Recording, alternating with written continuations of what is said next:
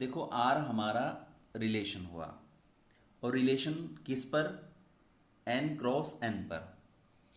देखो आर जब एक रिलेशन है फ्रॉम एन टू एन, तो इसका मतलब है कि आर जो है एन बाई एन का सबसेट हो गया। ये तो एक बेसिक सी जानकारी हो गई इसके संबंध में।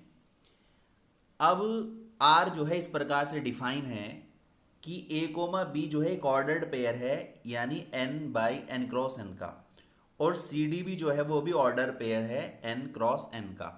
आर एक रिलेशन है और डिफाइन किस प्रकार से कि order A comma B R और C comma D is equal to implies that A plus D is equal to B plus C, यानी पहले ऑर्डर का पहला एलिमेंट दूसरे ऑर्डर्ड पेयर का सेकंड एलिमेंट जुड़ करके बराबर हो जाएंगे बी प्लस सी के। अभी जो दोनों ऑर्डर्ड पेयर हैं एन क्रॉस एन के हैं। अब हमें ये दिखाना है कि एन हमारा इक्विवेलेंस रिलेशन है। तो सबसे पहले ये समझ लीजिएगा कि कोई भी रिलेशन इक्विवेलेंस कब होता है। उसके लिए तीन जरूरी चीज़ें हैं। सबसे पहले वो रिफ्लेक्सिव होना चाहिए, दूसरे नंबर पर वो सिमेट्रिक होना चाहिए और तीसरे नंबर पर वो ट्रांजिटिव होना चाहिए। तो हम बारी बारी से आर को जो है रिफ्लेक्सिव, सिमेट्रिक और ट्रांजिटिव ही दिखाएंगे। देखिए सबसे पहले रिफ्लेक्सिव के लिए कि A comma B R C comma D, अगर इस पर ये जो है आपका ए कोमा बी और आर ए कोमा बी ही आ जाए। देखिए रिफ्लेक्सिव रिलेशन की जो हमारी डेफिनेशन होती है वो होती है कि ए आर बी और implies date A R A ही आ जाए। कहने का मतलब यह है कि बी के स्थान पर भी ए ही आ जाए, तो वो रिलेशन हमारा रिफ्लेक्सिव हो जाता है। अब यहाँ ए के स्थान पर पूरा ordered pair A comma B है और बी के स्थान पर पूरा ordered pair C comma D है। तो फिर हमारा क्या है, रिलेशन कुछ इस प्रकार से हो जाए कि ए कोमा बी से ही क्या हो जाए, जुड़ जाए। तो ये रिलेशन हमारा रिफ्लेक्सिव हो जाएगा। देखिए उसके लिए हमें पता है कि हम ए प्लस बी तो लिख ही सकते हैं अपने पास से, इसमें कोई डाउट नहीं है। अब ए प्लस बी, अब ये जो ए प्लस बी है इसको हम थोड़ा सा चेंज कर दें, बी को पहले ले आएं और ए को बाद में ले जाएं।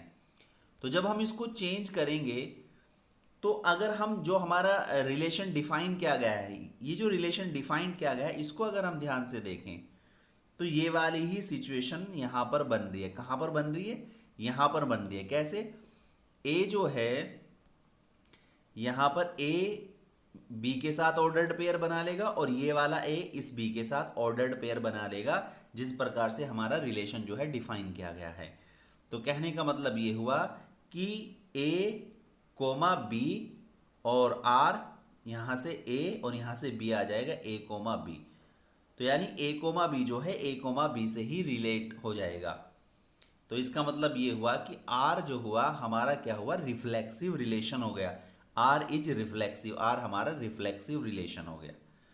उसके बाद अब हमें इसको सिमेट्रिक दिखाना है। तो सिमेट्रिक दिखाने के लिए देखिए सिमेट्रिक की प्रॉपर्टी हमारी क्या होती है, पहले मैं डेफिनेशन जो है वो बता दूं कि A is related to B implies that B is related to ए।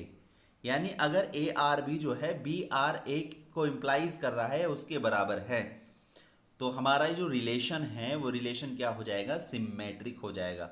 वो रिलेशन हमारा सिमेट्रिक रिलेशन हो जाएगा। अब यहां पर हमने दो एलिमेंट्स मान लिए ए कोमा बी और सी कोमा डी, जो एक दूसरे को आर के द्वारा रिलेट करते हैं। तो अब हमें दिखाना क्या है, इस सी कोमा डी को तो पहले लाना है, ए कोमा बी को जो है हमें बाद में लाना है। यानी C comma D related to A comma B, ये चीज हमें दिखानी है।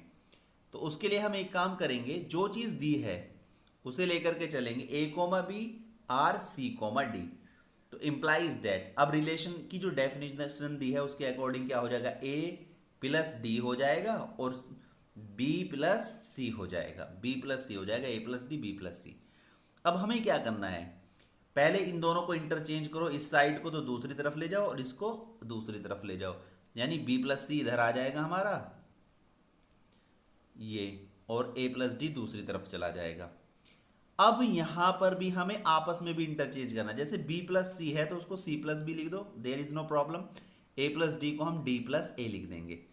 अब अगर हम ध्यान से देखें जो रिलेशन डिफाइन जिस प्रकार से किया गया है, तो सी तो डी के साथ ऑर्डर्ड पेयर बना लेगा और पहले आ जाएगा। ए जो है वो बी के साथ ऑर्डर्ड पेयर बना लेगा, वो बाद में आ जाएगा। तो ये हो जाएगा कि C comma D R A comma B हो जाएगा। और देखो यही हमें करना था, हमें क्या करना था, A comma B R C comma D से हमें क्या दिखाना था कि C comma D R A comma B से रिलेट कर रहा है। तो इसका मतलब ये हुआ कि आर हमारा सिमेट्रिक रिलेशन हो गया। अब उसके बाद आती है बात ट्रांजिटिव की। तो ट्रांजिटिव के लिए हमें जो है 3 एलिमेंट्स मानने होते हैं, A comma B C comma D और E comma F N by N के। 3 ऑर्डर्ड पेयर हमने सेलेक्ट कर लिए यहाँ पर। अब देखिए हमें दिखाना क्या है कि A comma B related to C comma D, C comma D R E comma F. ये अगर इंप्लाइज कर दे किसको, A comma B R E comma F, यानी सी कोमा डी यहां से खत्म हो जाए। ये ध्यान से देखिएगा ये चीज। तो ए कोमा, ये इसको देखते हैं, ए कोमा बी पहले आ जाए और ई कोमा एफ बाद में आ जाए, यानी रिलेशन इन दोनों के बीच में वही बन जाए। अब हमें करना क्या है, ध्यान से देखो।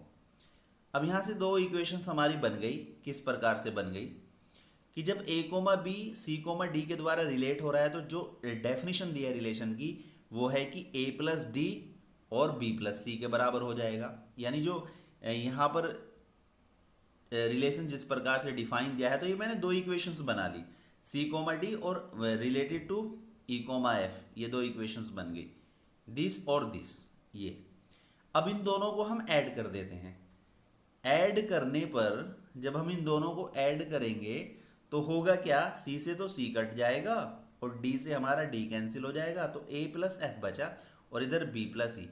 अब ध्यान से देखिएगा, ए तो बी के साथ ऑर्डर्ड पेयर बना लेगा, जो रिलेशन जिस प्रकार से डिफाइन किया गया है, और ई जो है एफ के साथ ऑर्डर्ड पेयर बना लेगा। तो A comma F R E comma F आ जाएगा। और हमें यही तो दिखाना था, कौन क्या दिखाना था, हमें यही तो दिखाना था, हमें दिखाना था A comma F related to E comma F, इस प्रकार से। तो यही हमें दिखाना था। तो इसका मतलब A comma F related to E comma F, ये हमारा ये आ गया। तो इसका मतलब ये हुआ कि आर हमारा सिमेट्रिक भी हो गया और आर हमारा रिफ्लेक्सिव भी हो गया और आर हमारा ट्रांजिटिव भी हो गया, तीनों हो गए। तो इसका मतलब आर जो है हमारा किस प्रकार का रिलेशन हुआ, आर हमारा इक्वलेंस रिलेशन हो गया, आर हमारा इक्वलेंस रिलेशन हो गया।